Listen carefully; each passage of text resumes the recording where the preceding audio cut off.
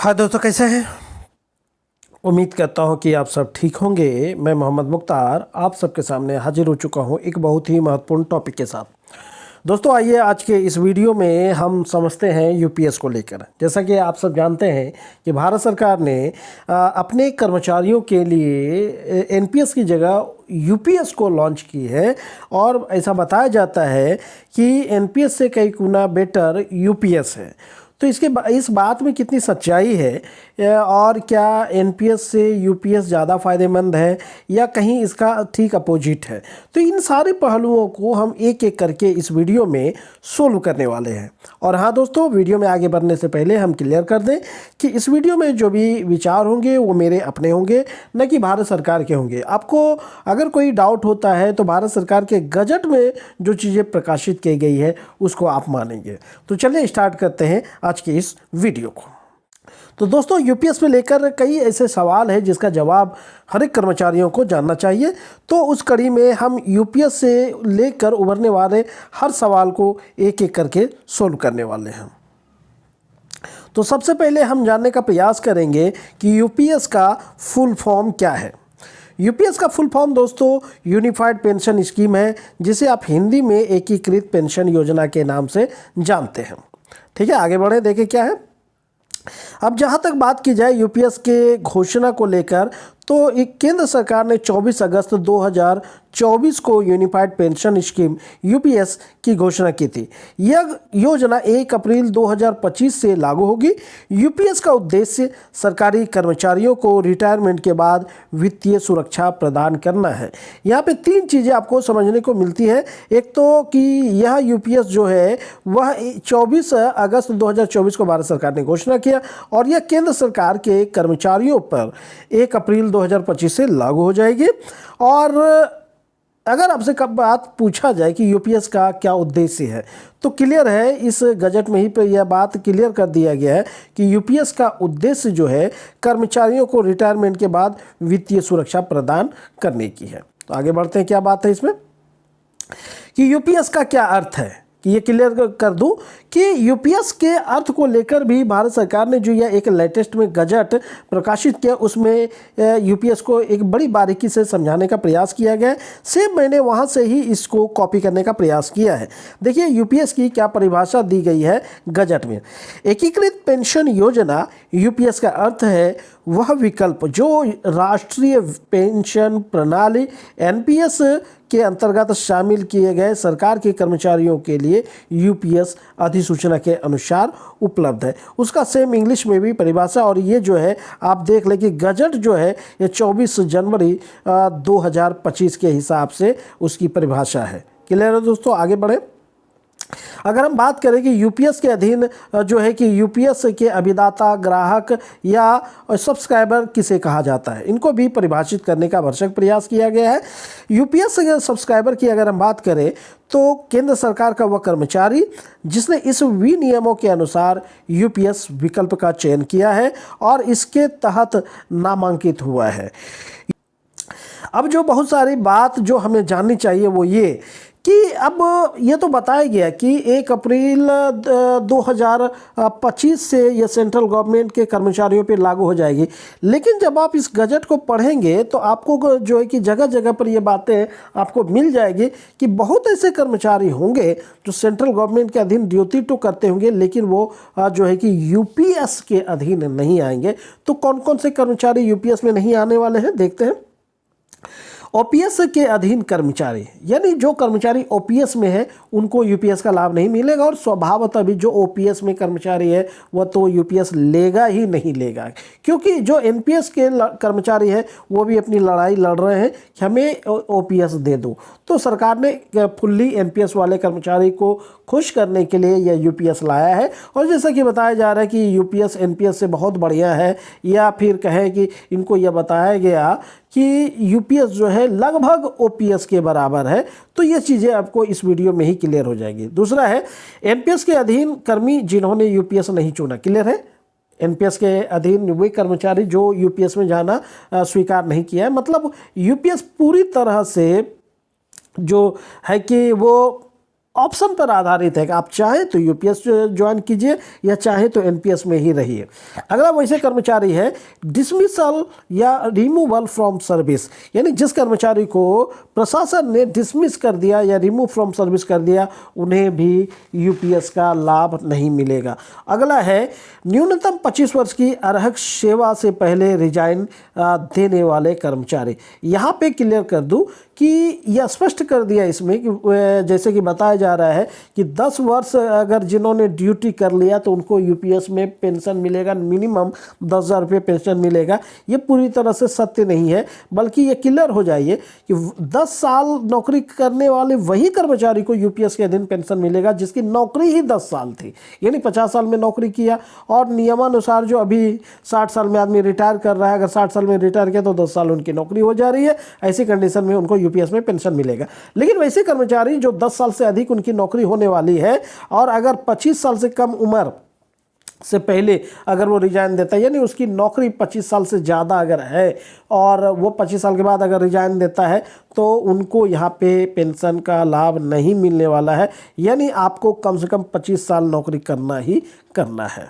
आगे देखें, अब यहाँ पे है कि कौन कौन से कर्मचारी जो है कि यूपीएस के लिए अप्लाई कर सकता है। क्लियर है कि मान लो कोई कर्मचारी अगर चाहे कि हमको यूपीएस में आना है तो उनके लिए क्या क्या शर्तें हैं वो देख लेते हैं। पहली बात तो यहाँ पे क्लियर हो जाइए कि यूपीएस पूरी तरह से स्वैच्छिक है। जैसा कि मैंने वीडियो के शुरुआत में कहा, यूपीएस पूरी तरह से स्वैच्छिक है। एम्प्लॉई या रिटायर्ड एम्प्लॉई वर्तमान एनपीएस सुविधा को बरकरार रख सकता है, यानी एम्प्लॉई चाहे तो एनपीएस में रह ले या चाहे तो यूपीएस में आए। अब अगर वो यूपीएस में आना चाह रहा है तभी उसको यहाँ पे ऑप्शन का चूज करना है। अब यहाँ पे मैंने इनको 3 भाग में बांटा है कि किन किन स्थितियों में कर्मचारी इसमें आ सकता है या उनके लिए क्या टर्म एंड कंडीशन है। पहला तो मानते हैं जो कर्मचारी रिटायर हो गया है, और रिटायरमेंट को इसमें कैसे कैलकुलेट किया गया है, यानी 31 मार्च 2025 तक अगर कोई कर्मचारी सेवा से रिटायर हो चुका है तो उनको रिटायर्ड एम्प्लॉय माना गया है। अगर वो एनपीएस में रिटायर हुआ है तो याद रखिए ओपीएस वाले का यहाँ पे कोई मतलब नहीं है। यहाँ पे जो भी कंडीशन होगा वो एनपीएस वाले के ऊपर फॉलो किया जाएगा। तो एनपीएस में अगर कोई कर्मचारी रिटायर हुआ है और वो 31 मार्च 2025 तक अगर रिटायर हो गया है तो वैसे कर्मचारी इसमें आ सकते हैं। लेकिन यहाँ पे कुछ कंडीशन है कि ठीक है रिटायर हुआ है एनपीएस में तो उनके अधीन जो है ये निम्नलिखित चीज़ें होनी चाहिए, जैसे सुपरएनुएशन हुआ हो, यानी वो 60 साल की उम्र होने पर ही नॉर्मल रिटायरमेंट हुआ हो तो ही वो आ सकता है। वॉलंटरी रिटायरमेंट हुआ हो, यानी स्वैच्छिक सेवानिवृत्ति बोल सकते हैं, और रिटायरमेंट हुआ हो जब वो रिजाइन दिया है तो हुआ हो। और इनके अलावे अगर कोई कर्मचारी पेंशन एनपीएस में रिटायर हुआ है और उनकी मृत्यु हो गई है तो मृत कर्मचारी के पति या पत्नी इनके लिए यानी यूपीएस के लिए अप्लाई कर सकता है। ये तो हो गए रिटायरमेंट कर्मचारी के लिए। अब सर्विंग एम्प्लॉय के लिए यहाँ क्या कंडीशन है कि 31 मार्च तक अगर जो रिटायर कर गया वो रिटायर्ड एम्प्लॉई है, और आप जानते हैं कि 1 अप्रैल से यूपीएस लागू हो रहा है, तो 1 अप्रैल या उसके बाद जो कर्मचारी रिटायर हो रहा है वो सर्विंग एम्प्लॉई काउंट होगा। और वह अगर एनपीएस में आता है तो उनको जो है कि ऑप्शन है चाहे तो वह एनपीएस में रहे या तो चाहे ओपीएस में यूपीएस में आ जाए। ये तो हो गए सर्विंग एम्प्लॉय के लिए। अब यहाँ पे एक चीज़ और बताई गई है कि मान लीजिए कोई कर्मचारी 1/4/2025 को या उसके बाद सेवा में आता है, नौकरी में आता है, तो उनके लिए क्या कंडीशन है। जैसे सर्विंग एम्प्लॉय के लिए यहाँ पे शर्त है आप चाहे एनपीएस में रहिए आप चाहे यूपीएस में रहिए, वो आपका ऑप्शन है। लेकिन रिटायर स्टाफ के लिए जो फ्यूचर में रेलवे सेवा में या फिर सेंट्रल गवर्नमेंट के अधीन नौकरी पाने वाले हैं उनके लिए भी यहाँ पे ऑप्शन रहेगा, चाहे वो यूपीएस में रहे या चाहे वो एनपीएस में रहे। क्लियर है, ये एप्लीकेबिलिटी ऑफ यूपीएस का चर्चा हुआ। अब आगे देखते हैं। अब मान लीजिए किसी कर्मचारी ने जो है कि ये तय कर लिया कि हमको यूपीएस का चुनाव करना है, तो उनके लिए क्या बातें हैं। यहाँ भी मैंने इनको 3 भाग में बांटने का प्रयास किया है। रिटायर्ड एम्प्लॉई और सर्विंग एम्प्लॉई के लिए सेम कंडीशन है। 1/4/2025 से 3 महीने के भीतर यानी 30/6/2025 तक या केंद्र सरकार द्वारा विस्तारित समय सीमा के अनुसार। क्लियर हो जाइए, रिटायर और जो सर्विंग एम्प्लॉय है इनके लिए 1/4/2025 से 3 महीने का टाइम टेबल दिया गया है यूपीएस को समझकर ऑप्शन देने में। इसलिए मेरी सलाह है कि आप कर्मचारी जो यूपीएस की अच्छाई से परिचित हो गए, फिर भी आप 3 महीना का टाइम है, आराम से सोचिए, समझिए, अच्छा बुरा हर चीज़ का आप जानते हैं पॉजिटिव और नेगेटिव जो है कि पक्ष होता है, तो आप हर तरह से इनको खंगालिए, समझिए और उसके बाद ऑप्शन दीजिए, कोई दिक्कत नहीं है। अब रही बात जो फ्यूचर में नौकरी में आने वाले हैं उनके लिए क्या दिया है, यहाँ पे उनको जो है 3 महीने का टाइम नहीं बल्कि 1 महीने का टाइम मिलता है। 30 दिन के अंदर उनको टाइम दिया गया है कि जो फ्यूचर में यानी 1/4/2025 या उसके बाद अगर कोई सेवा में आता है तो उनको 30 दिन का टाइम दिया जाएगा कि आप एनपीएस में रहेंगे या यूपीएस में रहेंगे। दोनों कंडीशन में उनको फॉर्म अप्लाई करना है, यानी आप नौकरी में आए और आने के साथ 1 महीने के अंदर आप फॉर्म फिल कर लीजिए। लेकिन एक बात यहाँ मैं बता दूं, जल्दीबाजी मैंने इसलिए कहा कि नहीं करना है क्योंकि यहाँ पे देखिए नोट में मैंने बताया है कि एक बार चुना गया विकल्प अंतिम और अपरिवर्तनीय होगा। यानी एक बार यदि आपने यूपीएस का चुनाव कर लिया तो फिर आपके लिए एनपीएस में वापस आने के दरवाजे बंद हो जाएंगे। आगे बढ़ते हैं।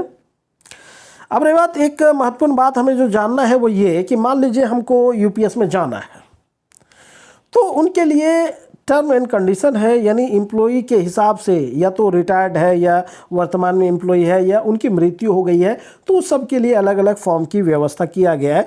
यहाँ पे देखिए, अगर सर्विंग एम्प्लॉई है, वह नौकरी में है और वह एनपीएस में आता है तो उनके लिए A2 फॉर्म डिसाइड किया गया है। वही जो फ्यूचर में नौकरी में आने वाला है जिसके लिए हमने बताया कि 1 महीने के अंदर यानी 30 दिन के अंदर उसको अपना ऑप्शन देना है, तो वह अगर यूपीएस का चुनाव करता है तो इसमें A1 फॉर्म भरेगा। वहीं बात की जाए अगर वह एनपीएस में रहना चाहता है तो उसके लिए एनपीएस में अभी जो फॉर्म भरा जाता है वही फॉर्म उसमें भी भरना होगा। अब रही बात, ये तो हो गए वर्तमान एम्प्लॉय के लिए और फ्यूचर में जो एम्प्लॉय बनेगा उनके लिए ए फॉर्म है। अब रही बात जो एनपीएस में रिटायर हो चुका है, ठीक है, जैसा कि इस गजट में कहा गया है कि जो एनपीएस में रिटायर हो चुका है उसके लिए ऑप्शन है यूपीएस को चुनाव करने का। तो यहाँ पे 2 बातें हैं। रिटायर होने के बाद अगर वह जिंदा है, जीवित है और पेंशन पा रहा है तो उसके लिए B2 फॉर्म है, प्लस केवाईसी देना है, यानी उनका जो भी पीपीओ और रिटायरमेंट से रिलेटेड जो भी पेपर है वो भी इसमें सबमिट करना है। केवाईसी की बात की गई है, आधार कार्ड, पैन कार्ड वगैरह सब देना है। यदि एम्प्लॉय की मृत्यु हो गई है रिटायरमेंट के बाद तो उसकी पति या पत्नी, आप जानते हैं कि अगर एम्प्लॉय पत्नी महिला है तो उनकी मृत्यु के बाद उनके पति को पेंशन मिलेगा, और अगर एम्प्लॉय पुरुष है उनकी मृत्यु के बाद उनकी पत्नी को पेंशन मिलेगा। इसीलिए मृत्यु की स्थिति में उनके या पति या पत्नी को ये समान रूप से है। ऐसी कंडीशन में वो B6 फॉर्म भरेगा और उसके संग केवाईसी भी संलग्न करेगा। ठीक है, ये तो हो गई कि जो है कि एनपीएस से यूपीएस में आने के लिए। लेकिन एक कंडीशन ये भी हो सकता है कि मान लीजिए कोई कर्मचारी यूपीएस में आ गया और रिटायर कर गया यूपीएस में, और रिटायरमेंट के बाद ये नेचुरल है कि मृत्यु होनी है, तय है कि यूपीएस में पेंशन प्राप्त करने वाले किसी कर्मचारी की मृत्यु हो गई तो जाहिर सी बात है कि उसके बाद उसके पति या पत्नी को पेंशन मिलेगा। तो ऐसी कंडीशन में उसके पति या पत्नी के द्वारा B4 फॉर्म भरा जाएगा। तो क्लियर है कि जिंदा अगर है तो A फॉर्म और अगर मृत हो गया तो B फॉर्म भरा जाएगा। ठीक है, अब आगे बढ़ते हैं। आगे जो महत्वपूर्ण बात हमको समझनी है वो ये कि मान लीजिए अगर किसी कर्मचारी ने यूपीएस के लिए ऑप्शन देना सोच लिया है कि हमको यूपीएस में जाना है तो क्या करना है, आवेदन कैसे करना है। फॉर्म भी आपको मिल गया, अब आपको आवेदन कैसे करना है। तो यहाँ पे गजट में बताया गया है कि आपके लिए दोनों ऑप्शन यहाँ पे दिया है। आप ऑनलाइन भी अप्लाई कर सकते हैं, ऑफलाइन भी अप्लाई कर सकते हैं। अगर आपने ऑनलाइन अप्लाई किया तो इनका वेबसाइट है, CRA पोर्टल पर जाना है, वहाँ पे जो है कि ज़रूरी जो है कि जानकारी उसमें फिल करनी है, सबमिट कर देना है, आपका काम बस इतना है। लेकिन यदि आपको वहाँ पे डाउट हो रहा है, भरने में परेशानी हो रही है, तो फिर ऑफलाइन जाना है। ऑफलाइन में फॉर्म लेना है, जो भी आपका के हिसाब से फॉर्म है उस फॉर्म को लेना है और कार्यालय प्रमुख या डीडीओ ऑफिस में देना है। ये डीडीओ सेम वैसे ही है जैसे एनपीएस के मामले में डीडीओ हुआ करता था। ठीक है, अब तो ये हो गया फॉर्म की बात। अब रही बात ये प्रोसेस कैसे होता है।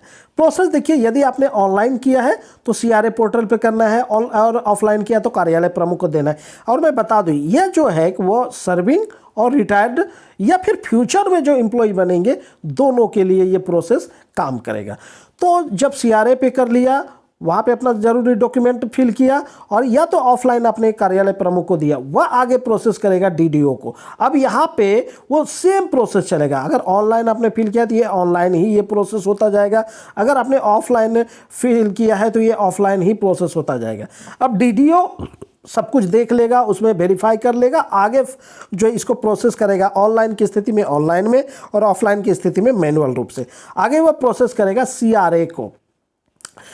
डीडीओ क्या करेगा, सीआरए पे जाके जो सीआरए पोर्टल है वहाँ पे जाके रिकॉर्ड अपडेट करेगा, उसके लायक जो भी उसमें डाटा फिल करना है वो अपना डाटा फिल करेंगे, उसके बाद उसको आगे सबमिट करेंगे वो और आगे चला जाएगा। और उसके बाद चला जाता है अकाउंट्स डिपार्टमेंट को, यहाँ पे काम खत्म हो जाता है, आगे अब अकाउंट्स का काम रह जाता है। अकाउंट्स जिसको आप पीएओ के नाम से जानते हैं और हिंदी में अगर बात करें तो वेतन एवं लेखा अधिकारी के नाम से उनको जानते हैं। इनका काम क्या होता है कि वह जो आपका एनपीएस के अधीन जो प्रान नंबर जनरेट किया गया है वही प्रान आपका यहाँ पे काम करेगा।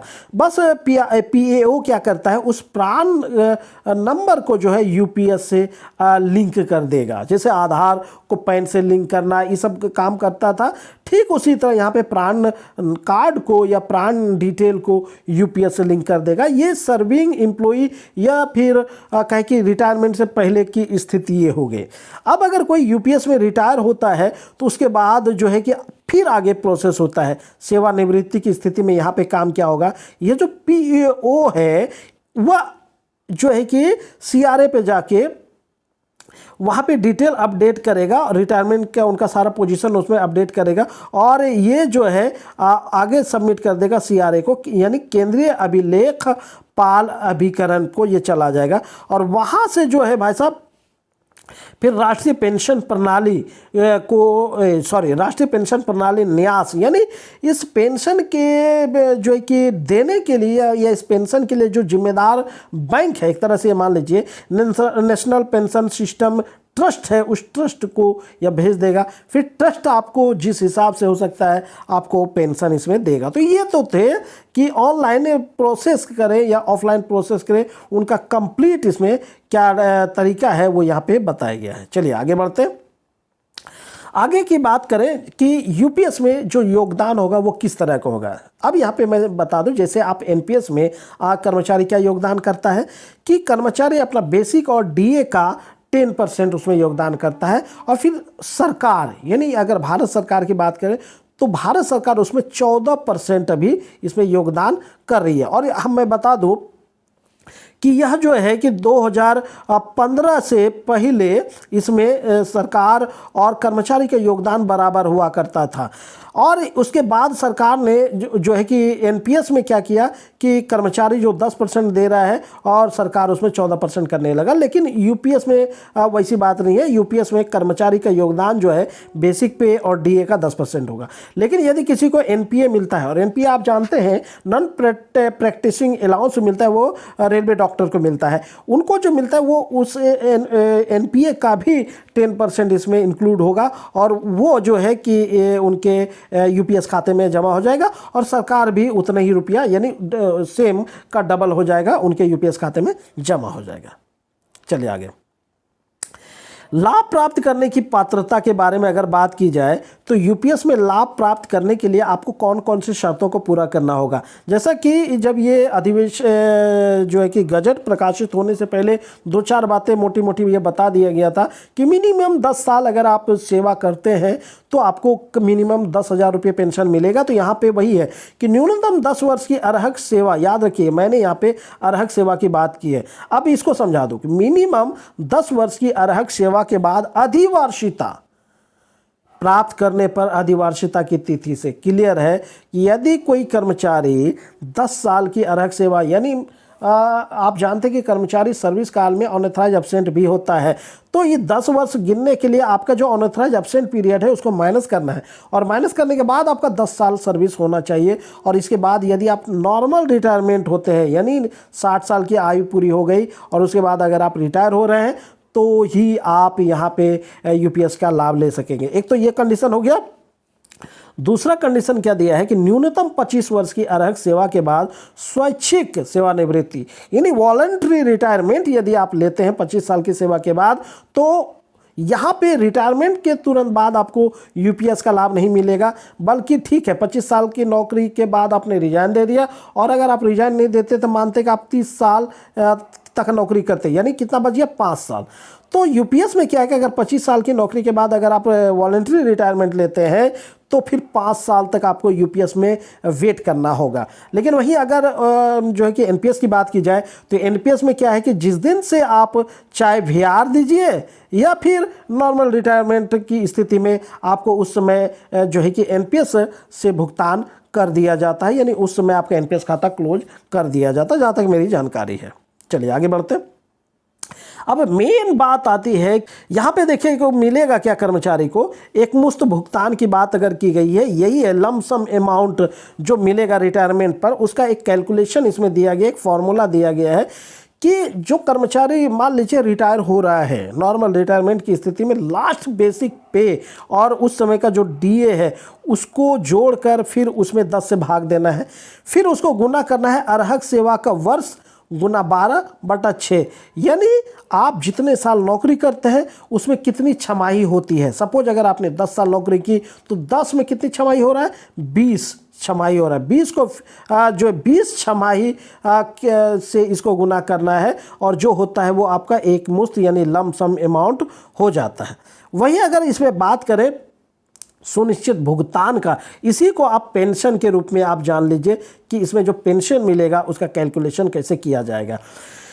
सेवानिवृत्ति की तारीख से ठीक 12 महीने के मूल वेतन के औसत 50% पर देय होगा, बशर्ते विनियम अभिदाता द्वारा न्यूनतम 25 वर्ष की अर्हक सेवा पूरी की गई हो। अब यहाँ पे देखिए, यहीं पे फंसा रहेगा आपको। सुनिश्चित भुगतान जो मिलेगा, अगर आप 25 साल कम से कम नौकरी करते हैं तब आपको पूरा पेंशन मिलना है, और जब आप रिटायर हो रहे हैं उससे जस्ट पहले के 12 महीने का बेसिक पे को देखा जाएगा, उसका जो है कि औसत निकाला जाएगा और उसका फिर 50% निकाला जाएगा। ये मान के चलिए आपके अंतिम बेसिक पे का आधा, इसमें आपको जो है कि पेंशन के रूप में ये डिसाइड किया जाएगा, लेकिन शर्त है कि कम से कम 25 साल आपकी नौकरी होनी चाहिए। अब इसका फॉर्मूला वही है, सुनिश्चित भुगतान के लिए P/2 गुना Q/300। अब यहाँ P और Q में क्या मतलब है?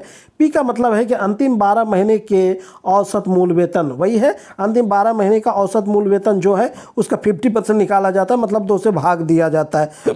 और Q का मतलब क्या है?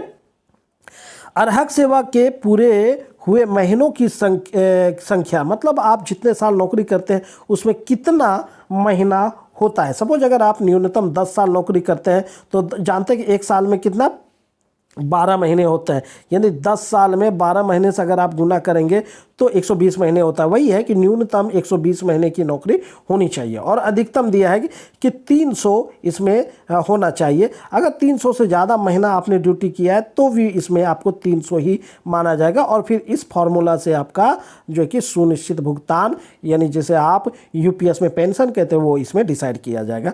और जैसा कि वो सर्वविदित है, इसमें कहा ही गया है कि इसमें न्यूनतम पेंशन की जो गारंटी दिया है 10,000 रुपये प्रति माह दिया गया है, यानी यहाँ पे डीए मिलने वाला नहीं है भाई साहब, यानी डीए को भूल जाइए। आपको 10,000 रुपये महीना एक बार बांध दिया जाएगा तो वो फिर आपको होल लाइफ मिलता रहेगा। और यहाँ पे बता दें कि अगर आपको 10,000 रुपये पेंशन मिल रहा है और बाद में आपकी मृत्यु हो जाती है तो आपके नॉमिनी में वाइफ को या फिर आपके हस्बैंड को 10,000 का 60%, यानी उसका 60% पेंशन है। अगर 10,000 मिल रहा है तो 60% कितना हो रहा है? 6,000 रुपये आपके नॉमिनी को पेंशन मिलेगा। चलिए आगे।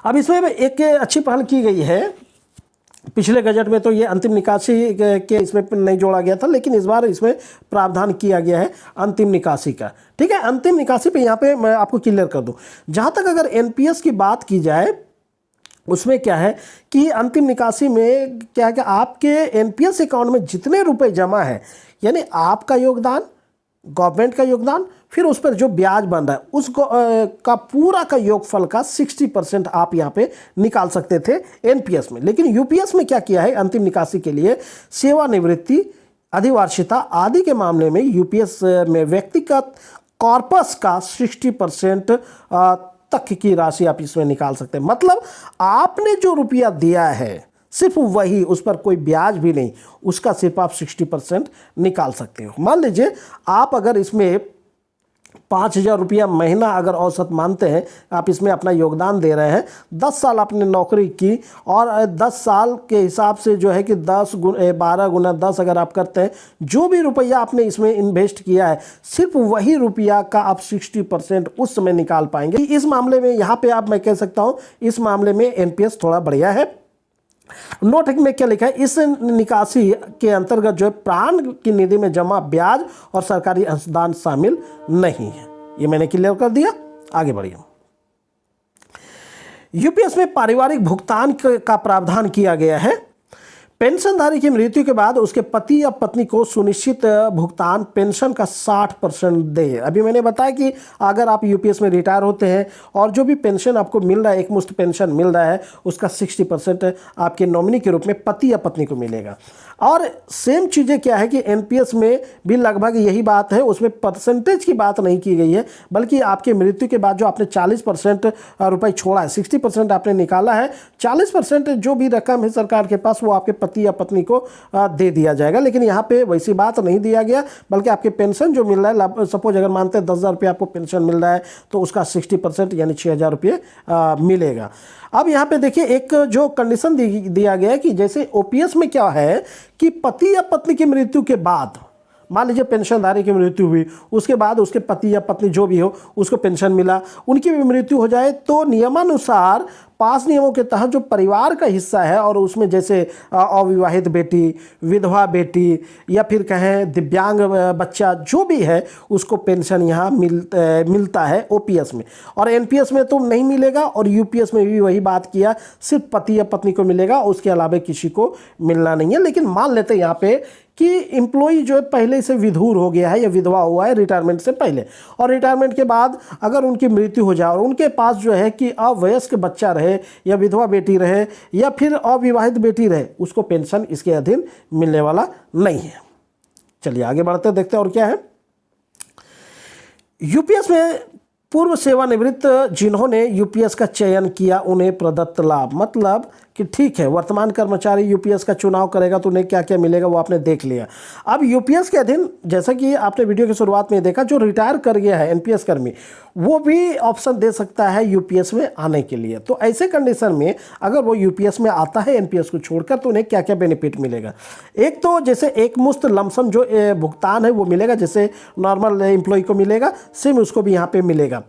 अधिवार्षिता या सेवानिवृत्ति के बाद देय मासिक टॉपअप, यानी यहाँ पे अधिवार्षिता के बाद जो रुपया डिसाइड होगा, एनपीएस में मान लीजिए 1,500 2,000 मिल रहा है और इस पे जो है कि यूपीएस में गणना जब कर रहा है तो मान लीजिए उनको 2,000 की जगह 10,000 या 20,000 रुपये मान लो पेंशन बनता है, तो जो ये अंतर होगा 2,000 से 20,000 के बीच मान लो 18,000 का अंतर होता है, तो वो टॉपअप राशि मिलेगा, जोड़ के मिलेगा जब वो रिटायर हुआ है तब से लेके जब वो ऑप्शन दे रहा है, यानी 1/4/2025 तक मिलना है। अब देय महंगाई भत्ता, जाहिर सी बात है कि उसके बाद महंगाई भत्ता भी आता है। एनपीएस में तो महंगाई भत्ता से कोई मतलब है नहीं, लेकिन यूपीएस में कुछ हद तक महंगाई भत्ता की चर्चा की गई है तो वो महंगाई भत्ता भी मिलेगा। और बकाया पर पीपीएफ दरों के अनुसार साधारण ब्याज मिलेगा। जैसे आप जानते हैं कि ओपीएस में क्या है कि आदमी जब रिटायर होता है तो उसमें जो है कि वीपीएफ जब वो कटाता है तो उसमें ब्याज दर जो भी नॉर्मल ब्याज दर है वो मिलता है। तो एनपीएस में कि वैसे कर्मचारी जो यूपीएस में आता है उनका कोई भी बकाया अगर सरकार पे निकलता है तो उसमें पीपीएफ की दर से जो साधारण ब्याज है वो यहाँ पे मिलेगा। एक चीज़ देख लीजिए, अब एनपीएस में रिटायर्ड कर्मचारी अगर यूपीएस में आता है तो जैसा कि सरकार ने कहा कि मिनिमम 10,000 रुपये पेंशन मिलना है, तो एनपीएस वाले ऐसे कर्मचारी को 10,000 रुपये मिलेगा या नहीं मिलेगा, ये संशय बना हुआ है, इसमें ये क्लियर नहीं हुआ है। अब मैं एक बात बताऊं कि मान लीजिए एनपीएस में कोई कर्मचारी 8 साल नौकरी करके रिटायर हुआ है और वो पेंशन पा रहा है। जब सरकार खुद कह रही है कि मिनिमम 10 साल की नौकरी करने के बाद आपको यूपीएस में पेंशन मिलेगा, तो क्या 8 साल नौकरी करने के बाद जो रिटायर हुआ है वैसे कर्मचारी को यूपीएस का लाभ मिलेगा? तो मेरे हिसाब से जैसा नोटिफिकेशन में स्पष्ट हो रहा है वैसे कर्मचारी को यूपीएस का लाभ नहीं मिलेगा। क्लियर है? और जैसा कि 10,000 मिनिमम की बात आपको की गई है, वो मिलेगा कि नहीं मिलेगा ये भी स्पष्ट नहीं है, लेकिन मेरे ख्याल से जैसा लग रहा है मिनिमम 10,000 तो इसमें मिलना ही चाहिए। चलिए आगे बढ़ते हैं। आगे जो बात है कि यूपीएस से आंशिक निकासी की सुविधा, अब मैं क्लियर कर दूं, यदि आप अभी एनपीएस में आते हैं तो आपको जानते हैं कि आपको रिटायरमेंट से पहले मिनिमम 3 बार आपको इससे एनपीएस से निकासी की सुविधा होती है। यानी आप उसमें जो आपका योगदान है और उसमें जो ब्याज है उसका 25% आप एक बार में निकाल सकते हैं।